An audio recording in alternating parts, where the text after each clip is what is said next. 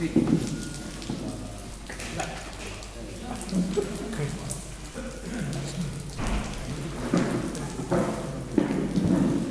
Bueno, empezamos otra vez como a la mañana.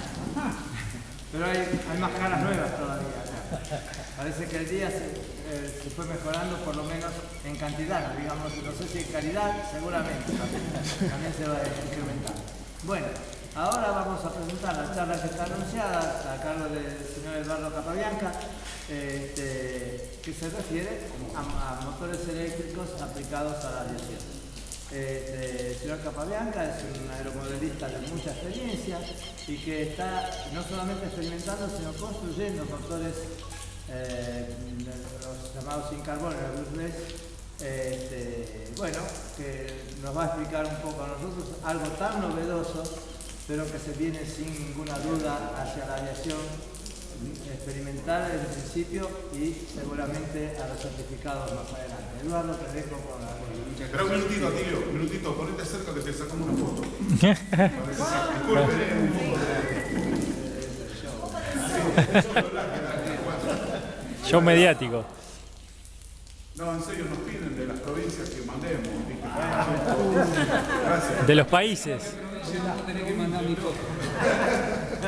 De la Si no me vienen a buscar. De la raza de... De la NASA también, ¿eh? Buenas tardes a todos. Un minutito nada más. Otra. Estamos cambiando acá la fila. Sí. Con fila antigua.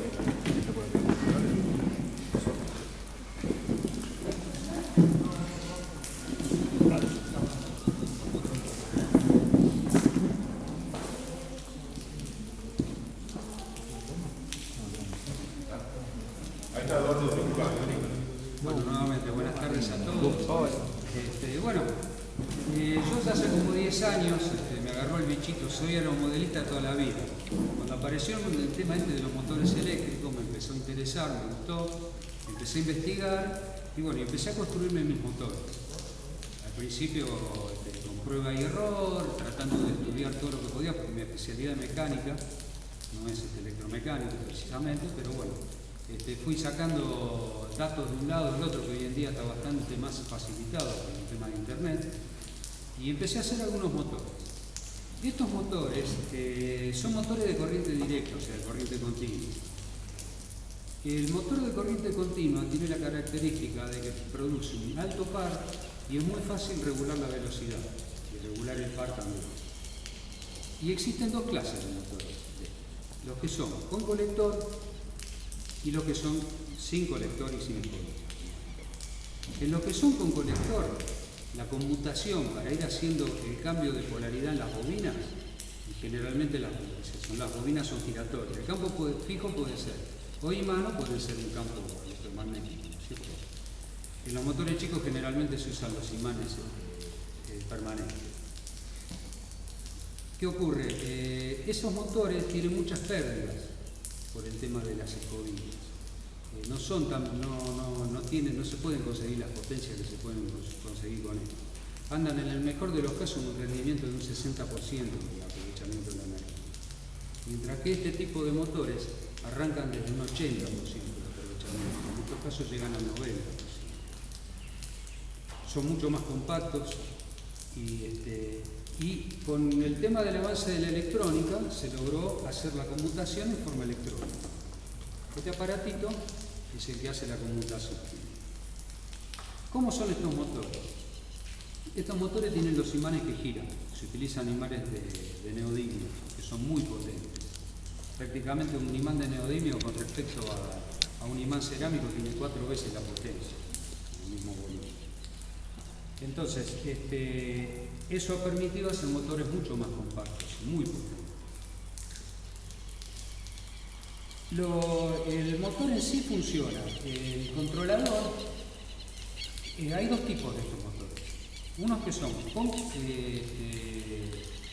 con sensores y otros que sin sensores. Estos son sin sensores.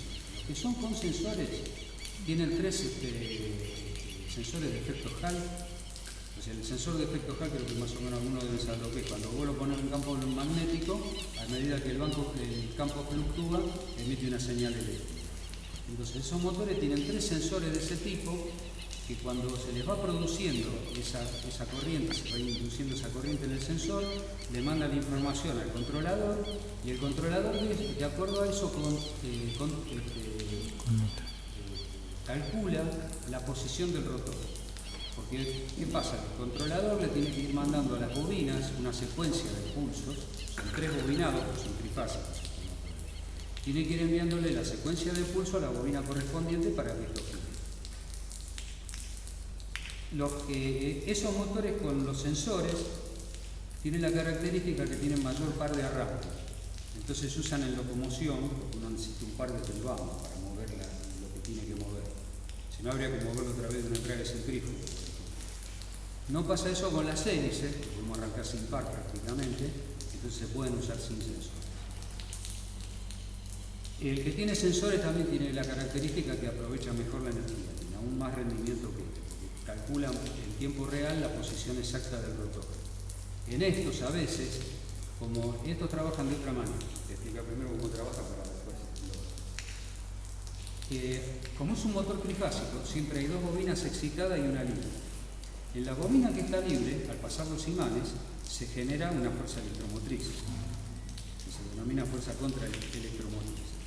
Este aparatito recibe ese impulso y de acuerdo a eso calcula la posición del rotor para enviar los pulsos a las demás bobinas. A medida que va montando las bobinas, va cambiando, las va tomando como referencia. ¿Qué pasa con eso? Que cuando el motor está parado no tiene señal alguna. Entonces, ¿cómo hace para arrancar?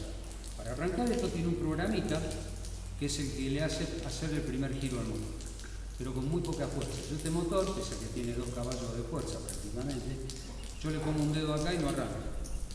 Ahora, si lo suelto y tengo que meter el dedo, me quedo sin dedo. Entonces, esa es la diferencia. Pero en este caso, para este tipo de motores, no afecta que no tenga par de arranque. Una vez que arrancó, ya después tiene todo el par.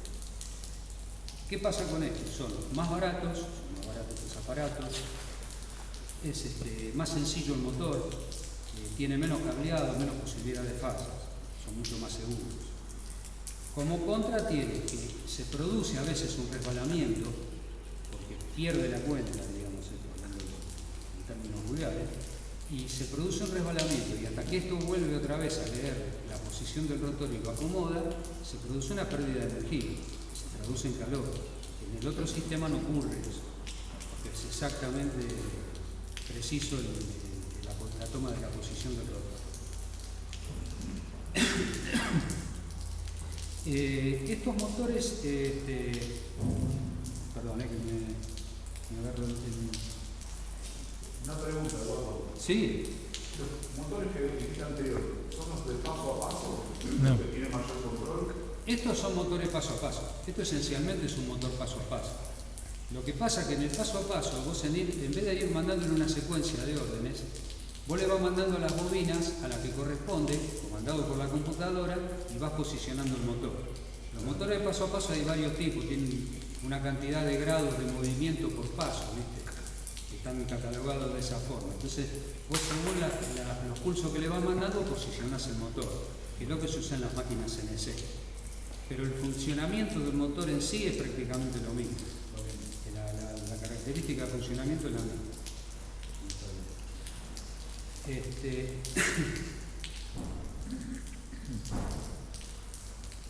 Bueno, ya explicamos. Bueno, los motores brushless generalmente tienen pueden tener 3 polos, como mínimo 3 bobinas y 2 imanes, 2 polos, o pueden llegar a tener una cantidad mucho más grande, motores de 48. Siempre tiene que ser múltiplo de 3 la cantidad de bobinas. Y la cantidad de imanes, de acuerdo a la cantidad de bobinas que hay una serie de tablas que se han conseguido en forma empírica, que nos van diciendo cuáles son las combinaciones que mejor rendimiento obtienen, de acuerdo a la cantidad de imanes y la cantidad de bobinas. Digamos, por ejemplo, un motor que posea 3 bobinas y 2 imanes, bueno, tiene un determinado bobinado para que funcione bien, que tenga buen rendimiento. Mientras que un motor de 10 imanes y 12 bobinas tiene otro esquema de bobinado. que se van haciendo más complejos. Y algunos son todas las bobinas bobinadas en el mismo sentido, hay una que va salteando una bobina a la otra, se va haciendo en sentido contrario, o sea, tienen una serie de características. Pero eso está todo determinado. De acuerdo, o sea, se han hecho pruebas y de acuerdo a la cantidad de bobinas y de imanes se tienen los casos cuál es la combinación óptima de ellos. En cuanto a la cantidad de imanes, se consigue la relación de rotación. ¿Qué pasa? Esto manda un ciclo tras otro, ¿cierto? Entonces, por cada ciclo de esos, según la construcción del motor, es lo que avanza. En un motor de 2 imanes con 3 bobinas, cada ciclo de esto significa una vuelta completa del motor. En uno con 4 imanes, ya hacen falta 2 vueltas, dos ciclos para que haga una vuelta completa. Y si vamos, por ejemplo, a la otra punta, uno de 20 imanes necesita 10 ciclos para mover una vuelta completa. ¿Qué es lo que se obtiene con eso? Mucho más par motor. Porque lo va haciendo en pequeños pasos el avance. Con más cantidad de ciclos de estos, es que le estamos inyectando mucha más energía al motor. Pero eso en desmedro de la velocidad. O sea, son motores menos veloces. Son más lentos, pueden mover una hélice más grande, mucho más par motor. Como una reductora mecánica, digamos. Es una reductora mecánica. Pero eléctrica. Mientras que en el de 2 imanes nosotros podemos llegar a conseguir muy alta velocidad de giro. Ahora después le queremos hacer una turbina eléctrica que anda en las 40.000 vueltas más o menos. Este motor está andando en 8.000 vueltas a fondo. Y en esos motores con 2 polos nada más, con 2 imanes, se pueden conseguir muy altas velocidades.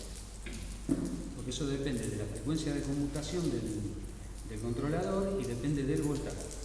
Mientras que el par motor depende del amperaje que estamos intentando.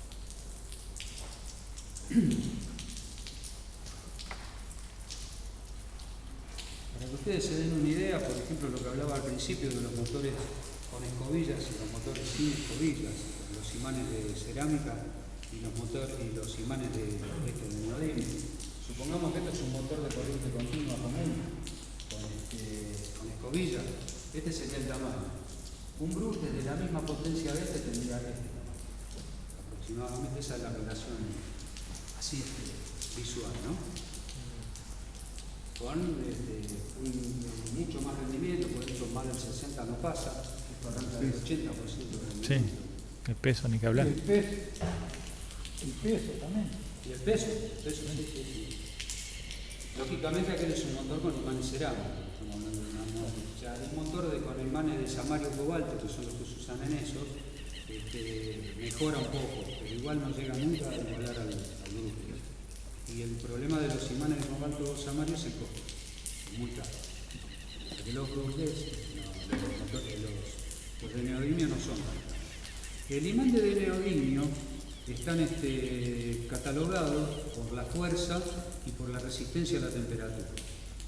A medida que aumenta la fuerza del imán, disminuye la resistencia a la temperatura. Se mide en megagauss oesters, la MGO es la sigla, digamos, de la unidad de medida que se usa en esto, y arranca en 28 y termina en 50 más o menos en los motores, en los imanes de neodimio. Pero ¿qué pasa? Un imán, por ejemplo, de la máxima potencia en 50, no llega a pasar de los 80 grados de funcionamiento. Mientras que un imán de la fuerza más baja, de 28, puede soportar 200 grados. Entonces hay toda una gama entre medio de las dos puntas de distintas posibilidades. Los motores estos generalmente usan los de 40, 42 MGO, que aguantan 100 grados, 120 grados, que está más o menos dentro de lo que puede dar un motor de estos, y entregan una potencia alta, bastante alta. Una pregunta. ¿La temperatura lo arruina al imán? Sí, lo arruina. Vos Un imán de estos, de los comunes, lo pasás de 80 grados y ya pierde prácticamente un 50% de su potencia. Y a medida que aumenta la temperatura hasta 300 grados, a partir de los 312 grados, lo que son, ya pierde totalmente el magnetismo. Y es irreversible. Eso. Es irreversible. Por 3 razones. La primera razón es que el boro es altamente tóxico. La segunda razón es que son muy frágiles. Y la tercera razón es que ese compuesto absorbe mucha humedad y lo degrada. Entonces vienen envueltos en una capa de cromo. Ustedes pueden ver acá, ven que son como cromaditos. ¿Y si Y se eso rompe le da- es tóxico? No, así no. No porque está encapsulado en cromo. Si lo partís, por ejemplo. Si vos lo partís, sí. O sea, no es que te vas a partir un imán, yo corté un Pues yo montón. estuve con jugando 5 con virus. imanes. Y está vivo. Pero no es conveniente. Es muy tóxico para el medio ambiente. Mirá, no sabía. Claro. Esos son los mismos. Pierde la cápsula con la temperatura. Yo le sacaba los discos rígidos. Claro, viste, los discos rígidos son también Se le sale la capita cuando que se levanta, exactamente. Se levanta por muy finita, ¿viste? Pero bueno, si no te expones demasiado no pasa nada. No una exposición prolongada. El otro que quería explicar es cómo es el proceso que se quema un motor de aire. Estos motores no se queman por el bobinado, como todo el mundo puede pensar así a priori. Se queman por la degradación de los imanes. ¿Qué pasa? Esto pasa de los 100 grados y los imanes empiezan a caer, a decaer. Entonces, ¿qué ocurre? La fuerza electromotriz que produce, porque el T-motor funciona en parte por la energía que yo le mando a la batería y en parte por la energía que produce el mismo motor. Cuando se empieza a degradar el imán, empieza a aumentar, a disminuir la potencia que genera por la corriente que yo le doy y empieza a aumentar la fuerza electromotriz que en realidad lo frena. Eso produce más temperatura, entonces se empiezan a calentar cada vez más los imanes, hasta que llega un momento que quema el bobinado. El bobinado es lo último que se quema, lo primero que se empieza a enromar son los imanes. Ese proceso de destrucción arranca por los imanes.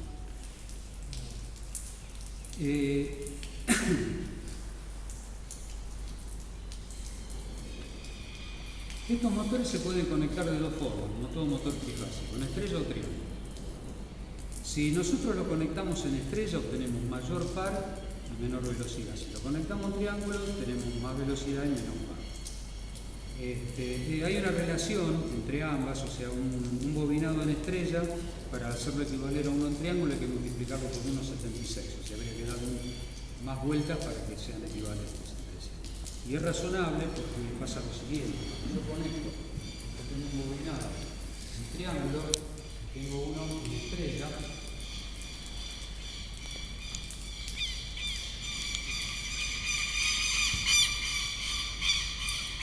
Yo le estoy aplicando tensión en esta fase, pero estoy activando esta bobina sola. Las otras fases quedan libres.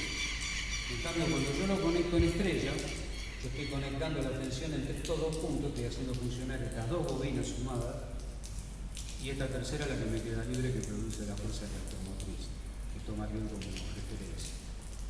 Esa es la diferencia. Lo que ocurre es que con este esquema se obtiene mayor par motor, con aquel mayor velocidad de aire. Esa es la diferencia que hay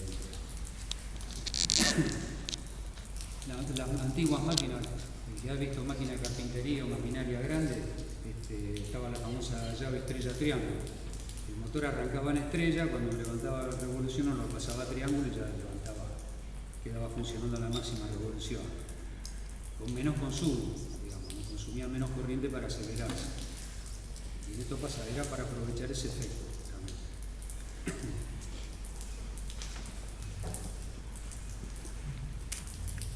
Bueno, vamos a hablar un poco de las baterías. Las baterías que se están usando, este es el cuello de botella de la utilización de estos motores, en la parte aeronáutica. ¿Qué ocurre? Un auto, un Tesla, utiliza la batería de litio-ion. Estas son de litio polímero. Las de litio-ion son las baterías que vienen para esas linternas tan potentes que hay ahora, en las computadoras, las de los teléfonos celulares. El Tesla tiene, el piso del auto es doble y tiene miles, tiene como 4.000 baterías de esas. Una chiquita que usamos nosotros tiene como 4.000. Ese es un auto que está casi, hay uno de los modelos que se pasa los 500 kilómetros de autonomía. Acelera de 0 a 100 en 2 segundos y llega a los 300 kilómetros por hora. El otro día hicieron el Peak Spar, es una trepada de montaña que hay en Estados Unidos, que ahí van todas las grandes fábricas de autos a batir el récord anterior, como 17 kilómetros. Y bueno, tienen a través de los años, desde los años 20, trepando con autos y marcando un tiempo, porque es una forma de promocionar el vehículo. Bueno, el otro día fue Toyota, creo. Voy a decir una cosa que no. No, perdón, Renault. Renault es un prototipo eléctrico, no eléctrico totalmente, sino que era híbrido el auto. Bueno, bajó el récord en un par de segundos. Ese también acelera en 1,5 segundos de 0 a 100. Se da una idea del potencial de estos motores. Ustedes agarran un motorcito, un avión con un motor Glow, que lo usamos nosotros, y el avión tiene que carretear una cantidad de metros para salir. Yo agarro el avión eléctrico, le mando el stick del control al fondo y el avión prácticamente en 1 metro ya está volando. Porque entrega todo el par desde la arranque. Es que como que lo arranca del suelo. Es terrible el par motor que tiene esto de arranque. Lo que hicimos al algoritmo, los eléctricos los puedes pegar de la mano. La mano y te lo saca, ¿viste? Sí, un avioncito de estos. Sí, Lo soltás y te lo saca. Más grande también. Más grande también, No sí, pasa sí, nada, tiene tanta fuerza. Sí, este motor está puesto en una acrobática que pesa, calcula que el avión pesa un poco menos de 4 kilos y este motor tiene de tracción estática casi 5 kilos. Así que lo arranca, ¿viste? Sube en vertical hasta donde lo hace subir. Hasta que no le cortás máquina no para de subir. Volviendo al tema de baterías, el problema es ese, porque ustedes en un auto pueden meter esa cantidad de baterías, pero en un avión no se puede. No se puede por un tema de peso y de costo, porque son baterías caras. Esta batería, por ejemplo, estas dos baterías valen más de 4.000 pesos, para que se den una idea. Y es una batería chica.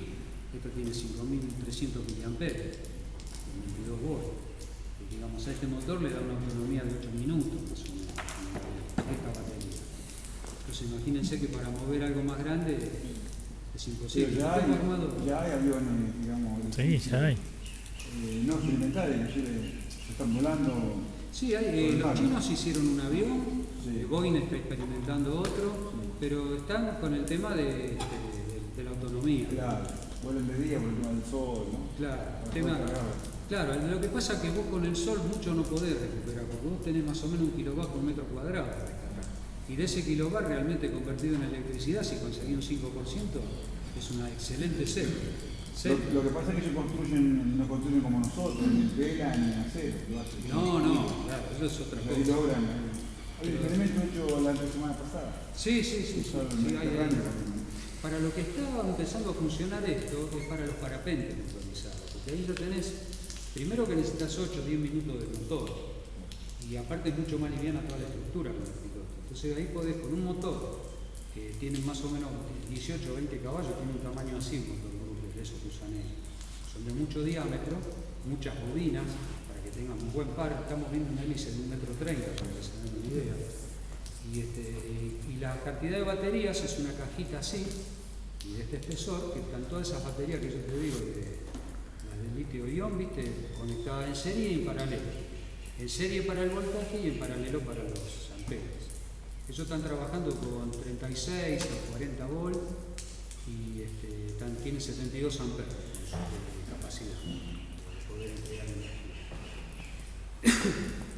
Ese es un tema que las capacidades y los voltajes es que, por ejemplo, yo estos motores grandes los hago trabajar todos en 22 volts. Porque si yo lo hiciera trabajar en 11 volts, o sea, la mitad de esto me da 11,1, esto tiene 22,2. Tendría que aumentar mucho el grosor del alambre para obtener los cables, todo, además los consumos. Este motor al fondo está consumiendo unos 55, 57 amperes. Si yo lo bajo a 11 volts se me va arriba de 100 amperes. Con el problema de que empieza a producir mucho calor, entonces ya el rendimiento se cae también. Si yo lo hiciera funcionar en 36 volts, conseguiría más rendimiento del motor, podría achicar bobinas. ¿Cómo sabes hasta qué voltaje puede llegar más allá del variador? O sea, si el variador te da, ¿cómo sabes hasta qué voltaje puede llegar el motor? En los motores comerciales no te lo dan especificado. Yo en esto hago un cálculo empírico que desarrollé para ver, yo digo, bueno, quiero obtener de este motor, yo sé más o menos, digamos, lo mío es un poco empírico y un poco teórico. Claro.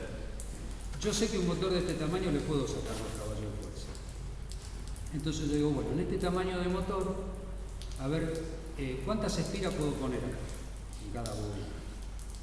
Con eso determino la resistencia interna al motor y de acuerdo a los amperes que tengo que hacer circular para que me genere esa potencia, veo si va a soportar o no. Entonces, de acuerdo a eso, lo demás. Y después siempre está la prioridad. Empezó a probar. Saco una vuelta, le agrego una vuelta, le pongo un poco más grueso, un poco más fino.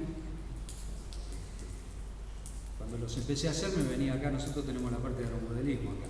Tenemos una casita allá al fondo. Entonces me venía 2 o 3 días solo allá, entraba a bobinar motores, lo probaba acá en el banco, lo ponía en un avión muleto que tenía, lo probaba, lo volvía a sacar, lo volvía a modificar.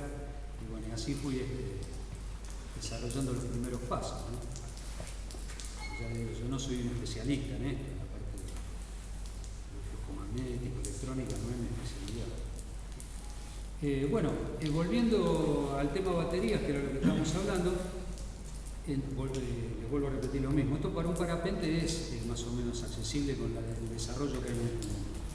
No obstante, ahora se están trabajando unas baterías que son con nanotecnología, están usando el grafeno.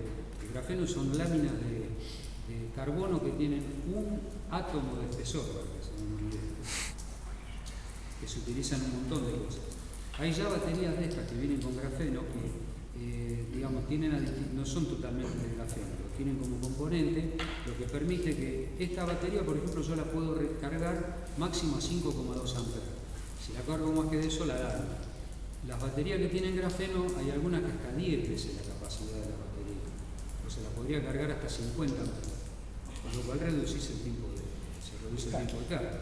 Estas tardan por lo general 1 hora en cargarse. Esa batería la podés cargar en 10 minutos. Pero son mucho más caras y todavía no está bien. ¿Esas cuáles son? ¿El IF4 esa? ¿Esa batería qué designación tiene? ¿Las de grafeno? Sí. Mira, son litio polímero como esta, pero con grafeno. O sea, tienen no son de grafeno, con grafeno. Las de grafeno las están experimentando. Según comentan, van a tener 10 veces la densidad de carga que esta. O sea que una batería con el mismo peso de esta va a tener 10 veces más capacidad, más cantidad de amperes y voltaje, más cantidad de watts almacenado. Esa va a ser la diferencia. Los imanes lo mismo, también se está trabajando con una nueva generación de imanes que van a ser mucho más potentes que estos. Todo lo cual va a llevar a ir logrando mayores rendimientos. Porque fíjense el par motor que se obtiene con esto, que hay motos, coches, bicicletas que tienen el motor en la rueda directamente sin ningún tipo de reducción, trabajan directo. En este motorcito, los imanes están en la carcasa exterior. Claro, los imanes son los que giran. Para poder refrigerarlo, digamos. No para refrigerarlo, porque necesitas el colector, vos no tenés colector, el estator es fijo. Claro. Las bobinas son fijas, entonces le mandás la corriente con el controlador, no necesitas escobillas. Claro, sí, y movés los imanes. De estos motores hay 2 clases. Este es un overrule, o sea que tiene los imanes de afuera. Y existen los in-rule, que tienen los imanes adentro, o sea, lo que gira es el imán adentro, tiene el bobinado por fuera. Ahora te voy a comentar cuáles son.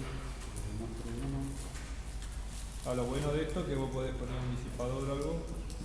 Claro, esto te hace la refrigeración. Sí, también. Este sería un motor in-runner, ¿ves?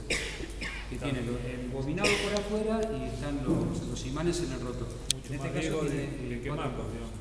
Mucho más riesgoso de quemar el imán, así.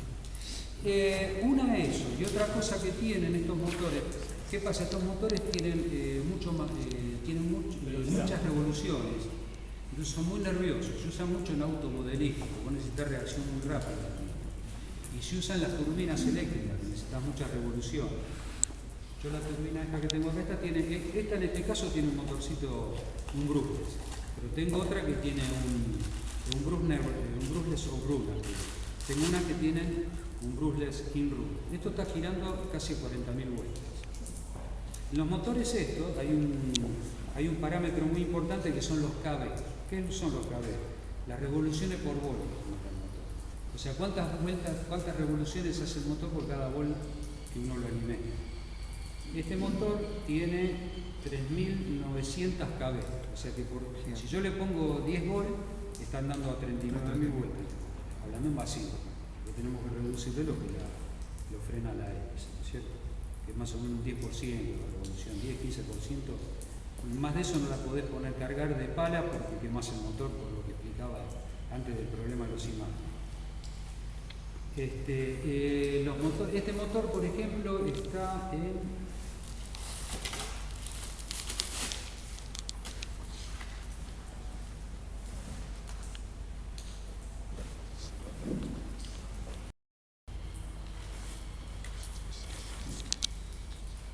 Este motor está en los 700 kV aproximadamente. Quiere decir que por cada 10 volts que yo le doy tiene 7000 vueltas ahí. Con la batería, con esta batería está frenado en 8900 vueltas más o menos. Y este motor, te digo los datos. Como está ahora armado, está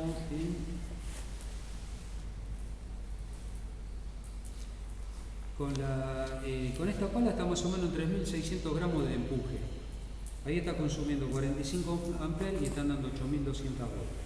Está un poco más cargado de pala, acá llega casi a los 4 kilos y se va casi a los 55 amperes, 57 amperes hasta ahora, para que tengan una idea.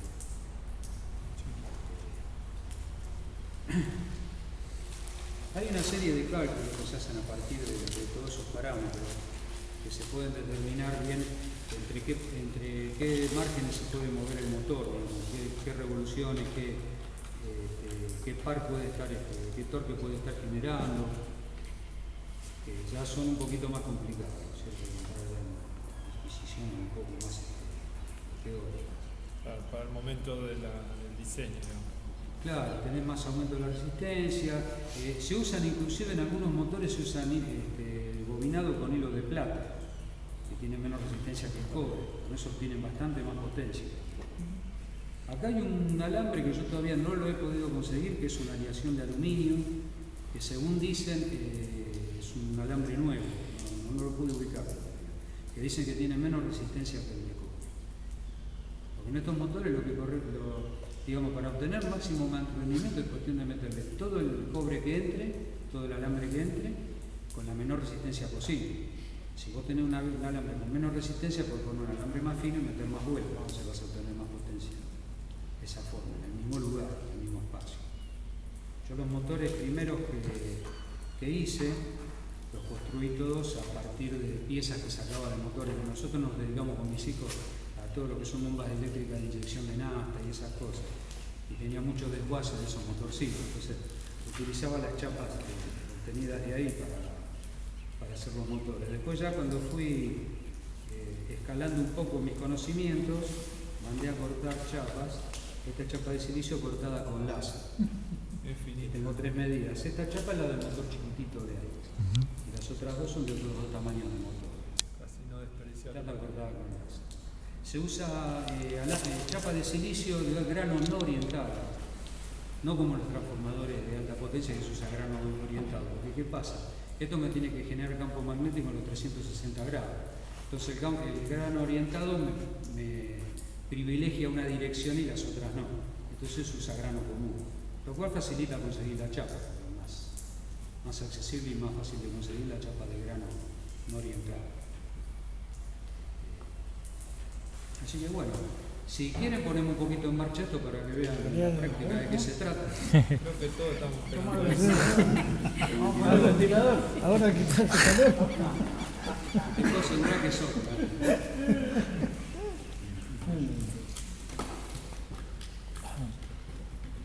¿Entre Ríos hay eso usted?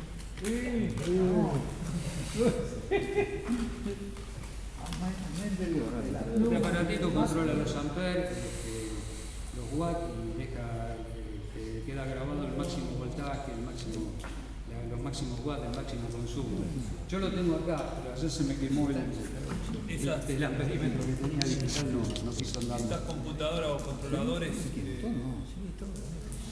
Yo te preguntaba, ¿los controladores tenés que caer en algún fabricante o lo puedes hacer en tu casa? ¿Estos? No sé, los controladores de los motores. Sí, Estos no, estos los traemos. Estuve viendo acá con un muchacho que es de acá, Daniel Tabela, lo conocen ustedes, que es el secretario. Que él anda en electrónica, estamos viendo la posibilidad de hacer algo, pero ¿qué pasa? Utiliza muchísimo, por ejemplo, esto hasta de 3, de 4 capas, de eso de electrónica, ¿sabes? 3 o 4 capas de circuito, todo con componentes superficiales, ¿viste? Es muy complejo, es muy complejo. Entonces hay que comprarlo y traerlo. Hay de estos, se consiguen de estos que son sin sensores y se consiguen los que son para sensores. Yo me olvidé de traer. Tenía uno para mostrar y me olvidé de traer.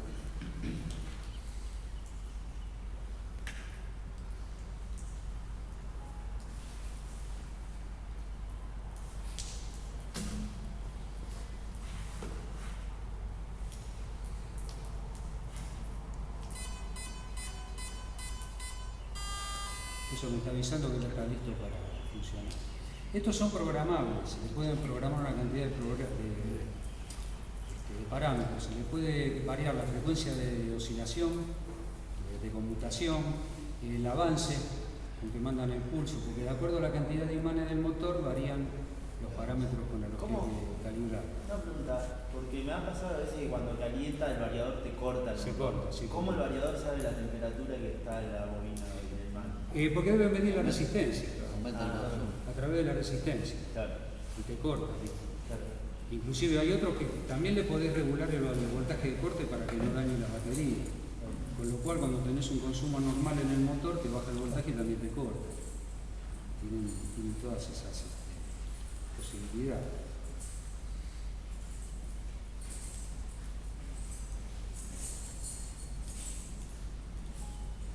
Bueno, vamos a darle máquina.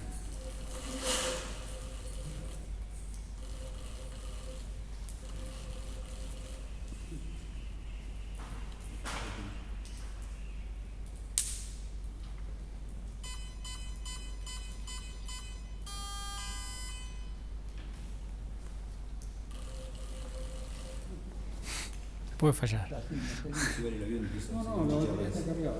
Una persona que consiguieron una cosa de la vida y empieza a sonar una chicharra esa.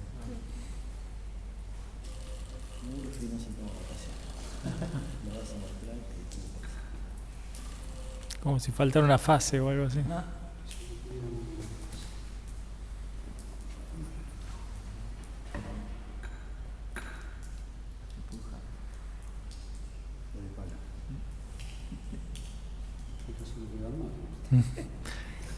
Ley de Murphy.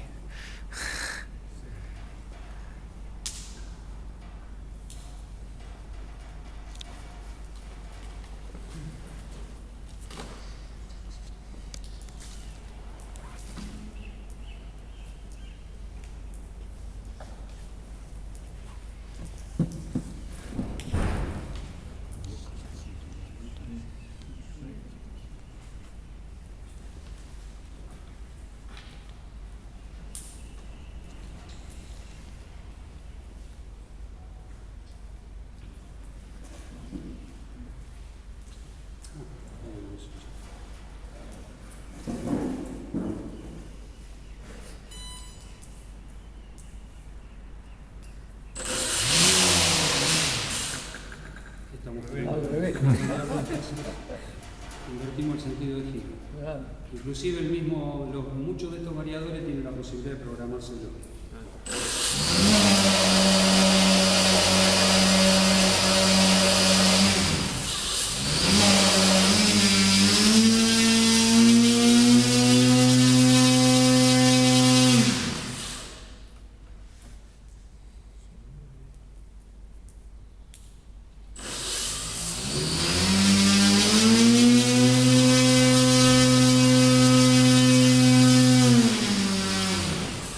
Estamos generando 3,2 kilos de empuje.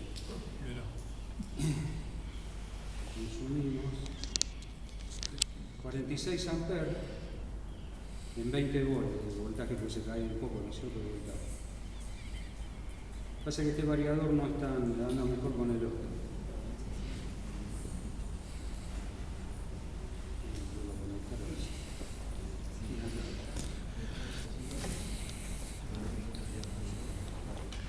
¿Cuánto pesa ese motor? 450 gramos aproximadamente.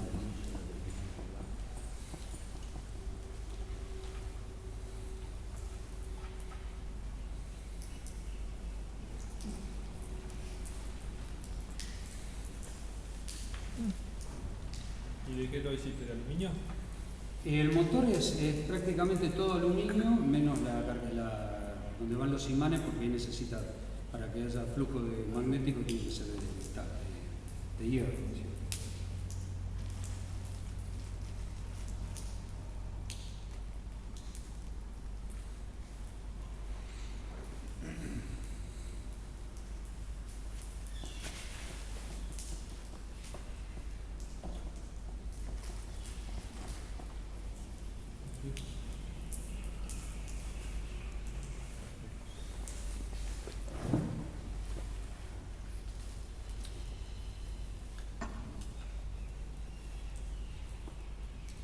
Te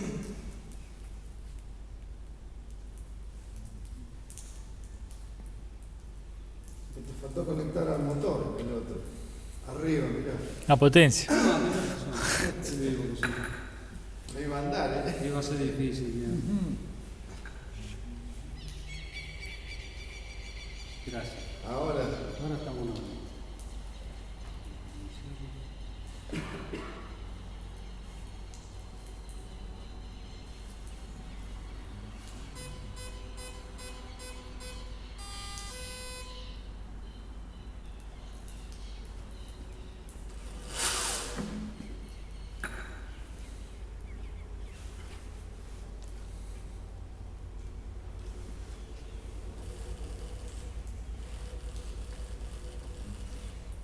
¿Qué? Eso que anda pasando con este regulador.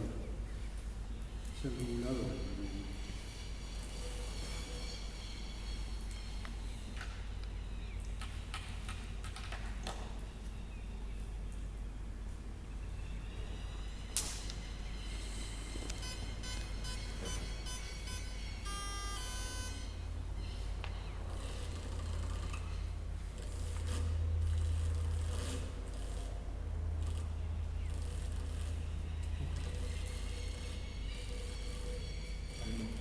Se puede haber desprogramado algo del regulador. Claro. A veces ocurre, ¿viste? Bueno, en principio estamos ahí. Ahora les voy a mostrar un poquito la turbinita. Tengo una pregunta, disculpa, Eduardo, que Sí, fui a recién llegué.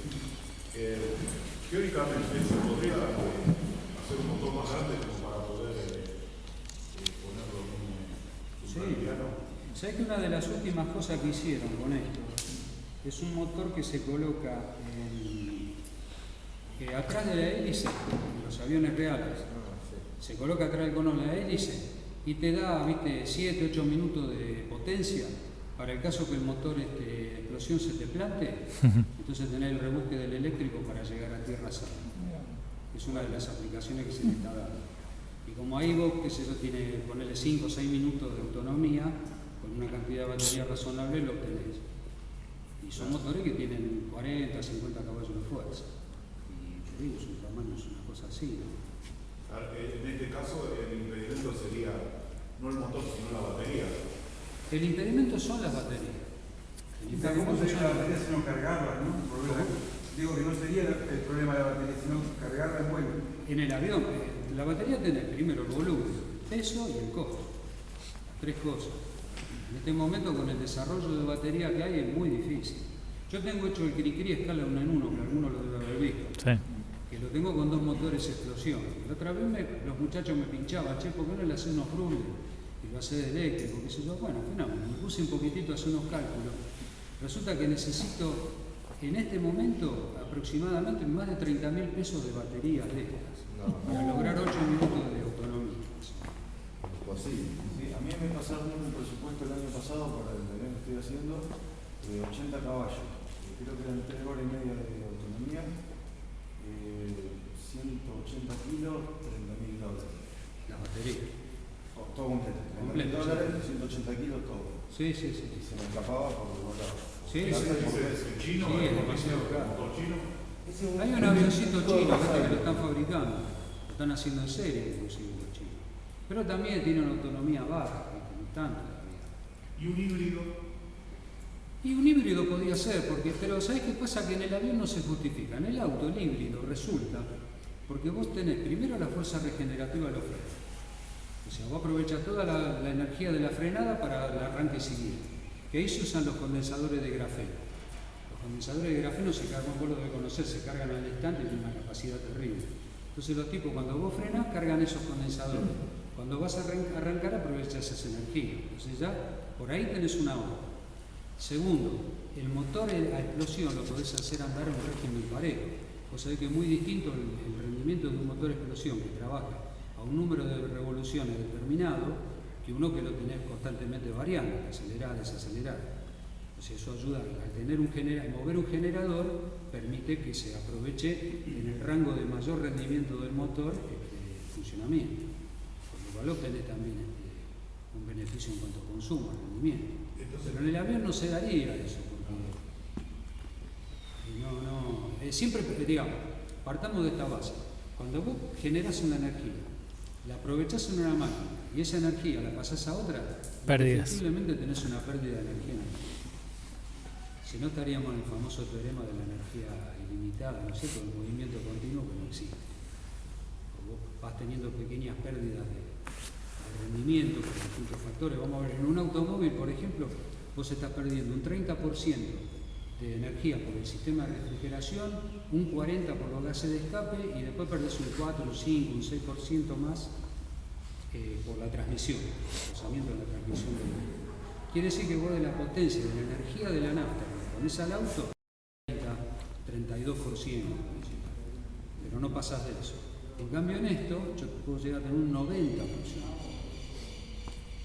de aprovechamiento de la energía. El problema es dónde la almacenás. Y también yo creo que estamos hablando con parámetros de tiempo que se van acelerando impresionantemente, porque yo veo esos aviones que están mostrando que ya están haciendo 300 kilómetros de distancia, son eléctricos, ¿no?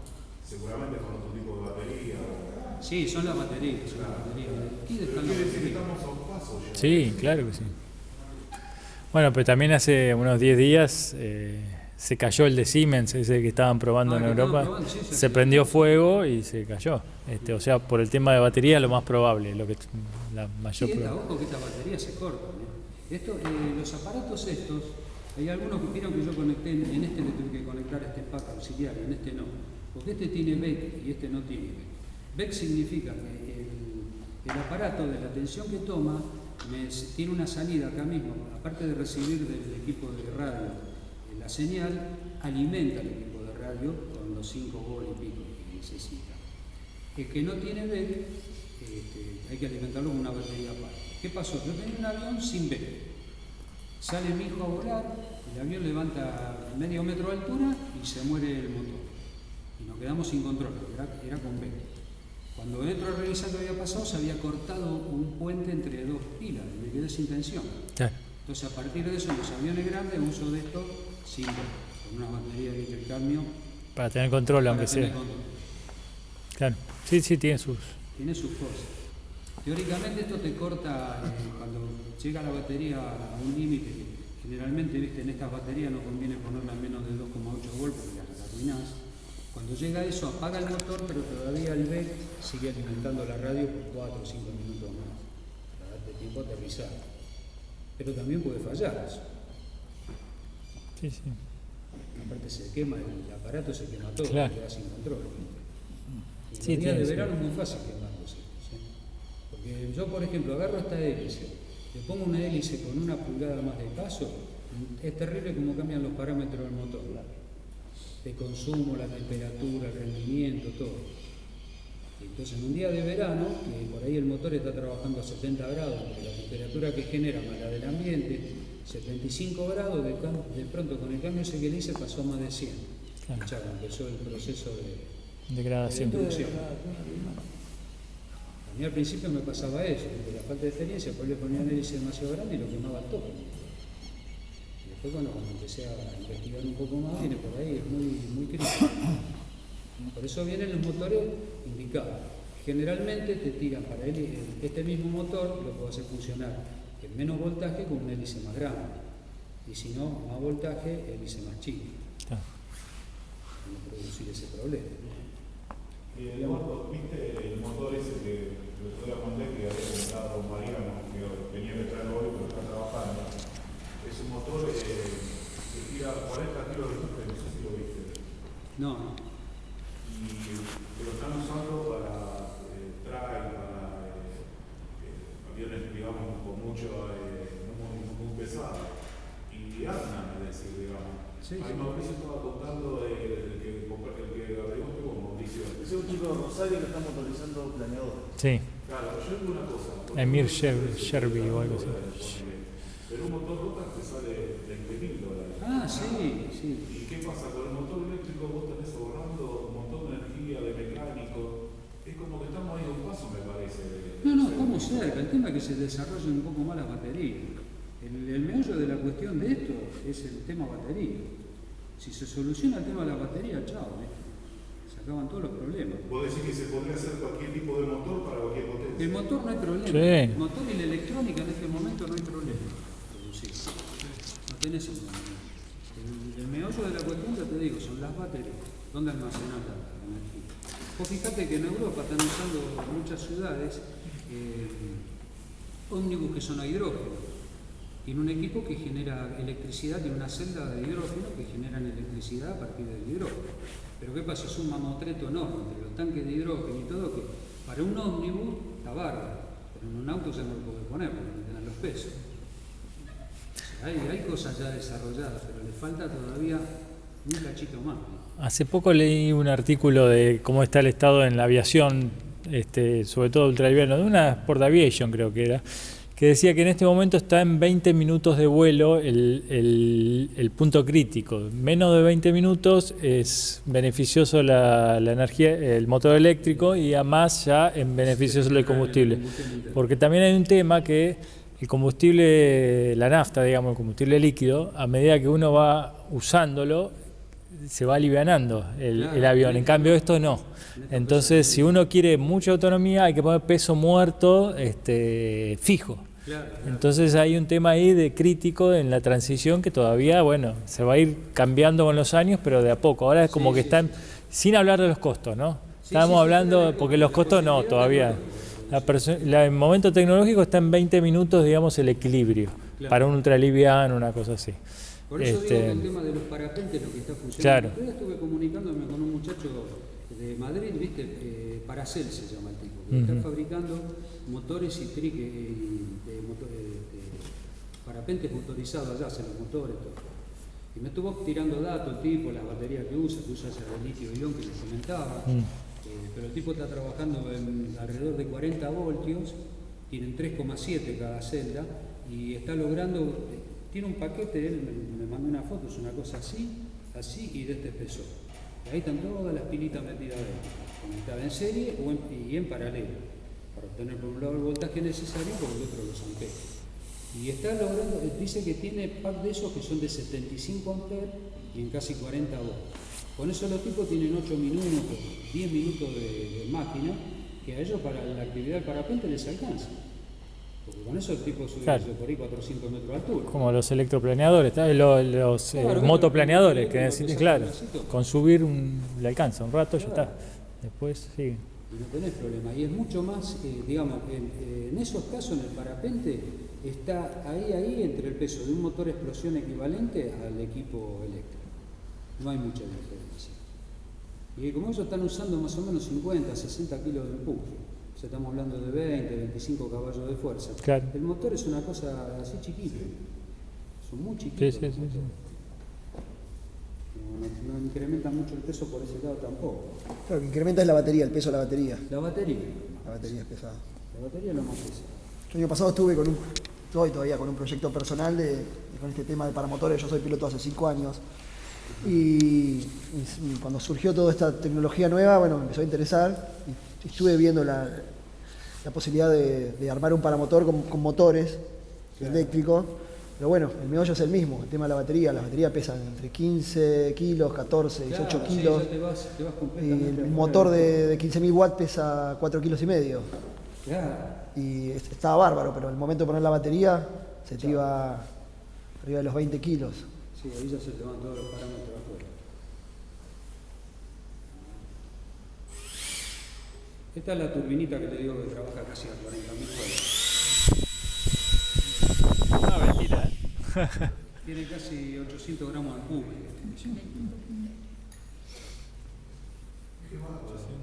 ¿Es eléctrica?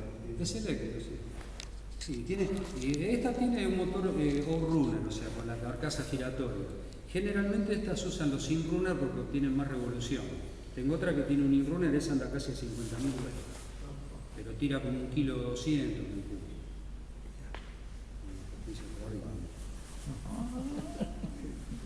Esto no es posible los ultralivianos.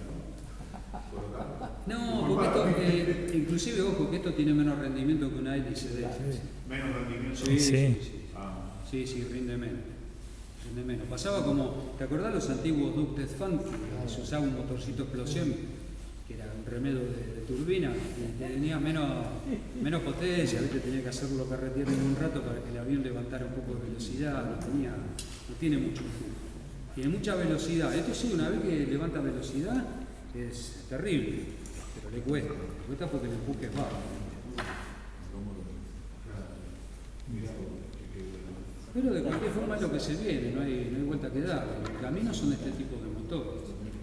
Seguramente se van a ir perfeccionando con el tiempo, como lo que hablábamos, ¿no es cierto? Los imanes, las aleaciones de los bobinados, los controladores. El otro día había un programa de televisión que habían hecho un auto eléctrico y habían acoplado dos motores, por una cuestión de costo, dos motores acoplados con dos drivers. Claro.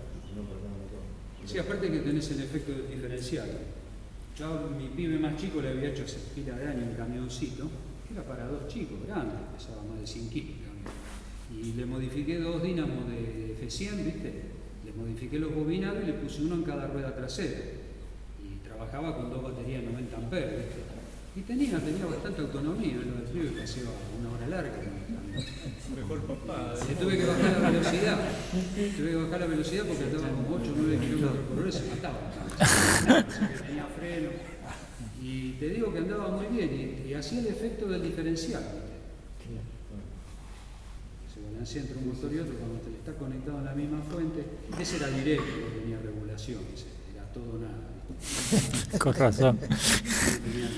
¿Cómo podría ser el efecto diferencial con motores? ¿Cómo?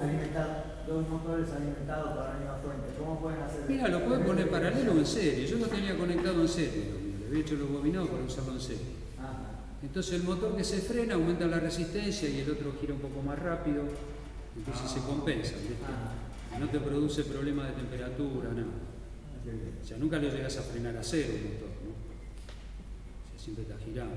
Y si hubiéramos empezado, ¿no?, con electricidad de la nafta, capaz que ahora estaríamos volando.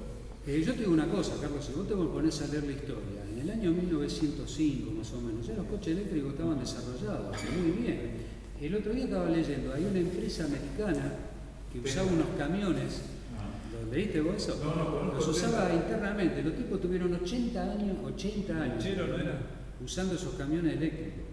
Y dice que los camiones eran para 3, 4 toneladas y ellos le metían como 6 o 7, eran para mover mercadería dentro de la misma planta. Tenían como 7 o 8 camiones. Y los drones y todo eso, y los trenes, actualmente los eléctricos. Y estos usaban, bueno, eran camiones pesados, ¿viste? Con ruedas macizas, la conexión era cadena con las ruedas, y usaban una cantidad de batería de ácido. Muchas fábricas daban los ampi eléctricos. Pero les daba, claro, los ampi eléctricos, ¿entendés? Le alcanza para el turno de trabajo a los tipos, le alcanzaba. Lo usaron 80 años. Bueno, ¿qué pasó? Yo tengo un scooter eléctrico, ¿cómo se llama? El Lion, el francés. Claro, 48 volts, 40 kilómetros por hora, 2 horas y media de autonomía. Claro. No está tan mal. No, para nada. Si vos te pones a mirar 40 kilómetros, es lo que vos andás normalmente. Cuando no te haces un viaje, cuando te movés localmente, no haces mucho más que eso. Si yo tengo un amigo que tiene uno de esos también. Es una maravilla. Una maravilla. Lo único que hay que tener muy en cuenta es que tiene la bocina. Claro.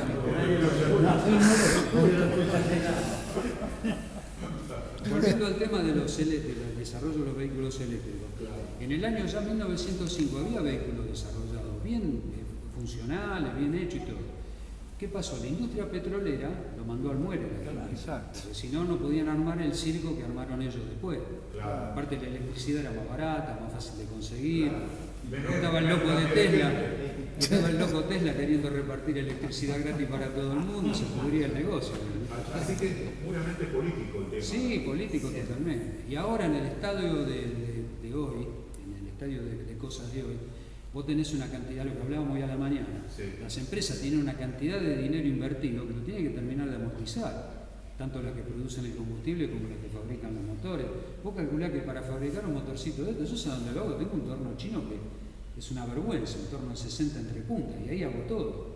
Vos para producir un motor explosión necesitas una cantidad de maquinaria terrible, lo más hoy en día. Hay en internet hay una comparación, un motor BMW 2200 piezas La misma potencia eléctrica, 5 piezas. 5 piezas, claro, tal cual. Y dice, si lo ponemos todo de golpe eléctrico, ¿qué hacemos con la industria que fabrica todo eso? Hay que hacer un cambio. Hoy a la mañana justamente estábamos conversando con Carlos y la señora de ese tema. El otro día creo que fue Suecia, ya Francia lo estaba aplicando. Bajaron las jornadas laborales en horas y en días, pero le siguen pagando el mismo sueldo a la gente. Entonces, ¿qué lográs de esa forma? Vos mantenés la plena ocupación de la gente y aumentás el tiempo de ocio. El tiempo de ocio significa, la gente puede hacer deporte, puede dormir la siesta, puede estudiar, puede practicar cosas artísticas, lo que sea. Eso de a poquito va a traer una industria paralela. Ustedes que más o menos son gente de la edad que son... Para crear. Para crear, también, pero aparte hay un montón de cosas. Vos fijate que Bariloche hace 50 años atrás había hoteles, había gente trabajando en la industria turística, pero ibas y debe haber 1000 veces la cantidad de gente que había en esa época. ¿Por qué? Porque se incrementó el turismo. Imagínate si vos a la gente le dejás más tiempo libre para poder, hablando del tema turístico, que puedan viajar más. En Centroamérica, todas las playas del Caribe están todas llenas de gente de toda Latinoamérica que tiene trabajo ahí. Y sigue siendo un problema político entonces. Es político, Carlos, claro que es político. Porque ¿sabés dónde va a venir el problema? Que no se van a poder acumular más esas grandes fortunas que existen hoy en día. No van a poder más haber un Bill Gates que tiene 48.000 millones de dólares. O sea, van a acumular guita, pero no esa cantidad de guita espantosa. No importa que acumulen, solamente que la pongan a producir. Claro, o sea, yo pienso que por ahí tiene que haber un poquito más. ¿Cómo? La electricidad no está contaminada. No. Mira, aún con los métodos de producción de hoy en día, la electricidad en este momento vos la generás. Digamos, la parte eólica no tiene problema, la parte solar no tiene ningún problema, la hidroeléctrica tiene sus bemoles. Yo estuve trabajando y montando una fábrica en Entre Ríos, en Salto Grande, donde se llenó la presa, y alteró bastante el medio ambiente, trajo bastante problemas la presa. Tuve bastante tiempo viviendo allá y trajo un montón de problemas, o sea, no es tan innocuo, pero no es lo mismo que un motor de explosión. Allá. Los grandes motores tienen un rendimiento altísimo. Yo trabajé en Fiat acá en Palomar y teníamos unos motores que la tapa de cilindro tenía todo un balcón con una baranda que caminaba por ahí arriba de la tapa de cilindro, no era nada. Pero ¿qué pasa? Esos motores tienen unos rendimientos altísimos, mucho más que el de un automóvil. Entonces, si vos generás, usás todo eso para generar energía eléctrica y la usás en los autos, vas a bajar la contaminación con un montonazo. Y no te digo el día que se utilice toda eólica o solar. Sí. Holanda está moviendo todos los trenes con energía solar y eólica. China también. China también. Todos los trenes están en movimiento con energía renovable. Entonces, ¿viste? Va a cambiar mucho la cosa. Vos fíjate el problema que estamos teniendo este año, se perdieron casi 6.000 millones de dólares por la sequía. ¿Y de dónde viene eso? De la alteración del clima. Sí, es terrible cómo está alterado. No hay términos medios. Vos fíjate que de pronto tenés 3 semanas que te llueve, que te llega el agua, después tenés 5 meses de sequía y en el medio nada. Todo eso se tiene que solucionar por ahí. Pero el problema en el fondo es político. Vos fijate que si no Alemania y Francia no van a poner esa restricción de decir que en el 2025 no permiten más vehículos de combustión interna. ¿Te imaginas el bolón que se arma si no estuviera solucionado? Es que son durísimos, pero es la única manera de avanzar también, ¿no? Vos acordate cuando fue la crisis del petróleo, que Estados Unidos tenía el famoso muscle car, ¿viste? Los monstruos esos que fabricaban, que los tipos tuvieron que volver para atrás con eso, y aparte después California, que fue uno de los lugares en el mundo puntero en eso, que empezó con las exigencias de emisiones y todo eso, que logró una revolución terrible en el automóvil. Los coches de esa época consumían y no rendían nada, tragaban litros y litros de nafta. Hoy por hoy vos tenés motores que te gastan la 10ª parte de lo que gastaban eso y te generan la misma energía. Y dentro de la misma tecnología estamos hablando, no hablemos de una tecnología nueva. Pero si no se pone políticamente la cosa